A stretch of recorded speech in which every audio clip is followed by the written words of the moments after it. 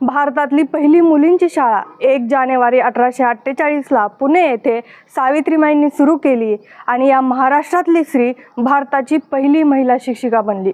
भारतातलं सगळ्यात पहिलं फेमिनिस्ट पुस्तक लिहिणाऱ्या ताराबाई शिंदे, ज्यामध्ये स्त्री पुरुष समानता हा विषय मांडला आहे, या सुद्धा याच महाराष्ट्रातल्या।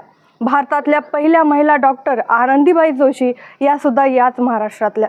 भारतातल्या पहिल्या महिला प्रॅक्टिसिंग डॉक्टर रखमाबाई राऊत या सुद्धा याच महाराष्ट्रातल्या।